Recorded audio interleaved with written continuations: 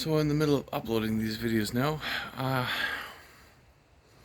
have that inspiration decide to instruct me when I come across something that I could post. I'm overhearing my mom talk to my dad. My mom complaining about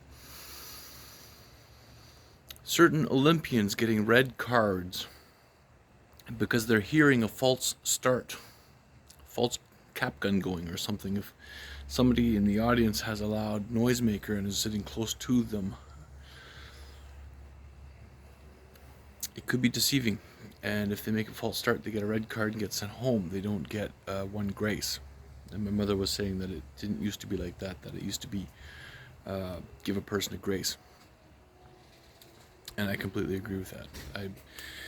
The best of my knowledge, you're going to have so much fear inside you that it may even result in a real hearing of a physical false start that only you can perceive, because it's part of the delusion.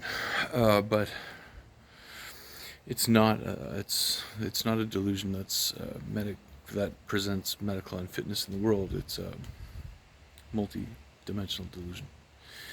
And that being said, you need to allow, the Olympic Committee has to allow at least one grace for all infractions, basically. I mean, the serious ones can judge for yourself, but the minor ones, the perception-based ones, you have to allow a grace period for that.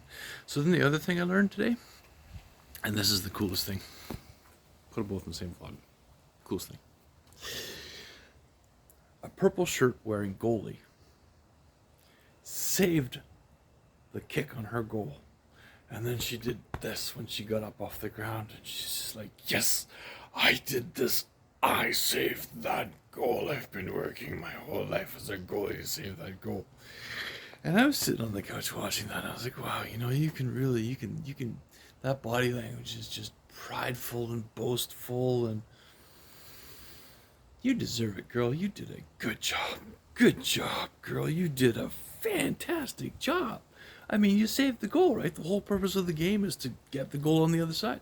And then I'm looking at this going backwards and forth, and I'm thinking, wow, actually, the goalie of a game, specifically women's soccer, which is happening today, August 3rd, the goalie of a game is the spiritual equivalent of your higher self. Who's the one saving you from trouble? I was not antagonizing you at all.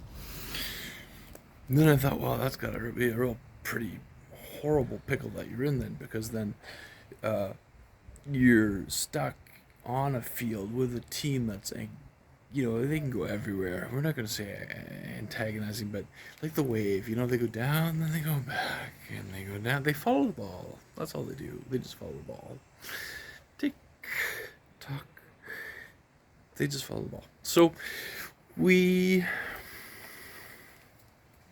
then saw that goalie take a kick on the other team's net in the penalty round, and she scored a victory by getting the goal in on the other goalie. And I'm looking at this for the first time in my life, completely normal. And I'm like, of course, if you want to know how to score a goal on a net, you gotta ask the goalie. The goalie knows all the ins and outs, literally. Except it wasn't like that. So apparently it's not normal to let the goalie actually make the kick. So that's the other question I have is it not normal to let the goalie kick? Because my mom was thinking it's like this great big deal that they actually let the goalie even kick. Because I guess normally the goalie doesn't kick. And she worked it out this way, that the only reason they let her kick was because the point didn't matter to the team. They already won. So good job, goalie, because you have at least enough support of your team, the confidence to know that you can carry one for the team forward also. And that's truly inspired message. Good job, goalie.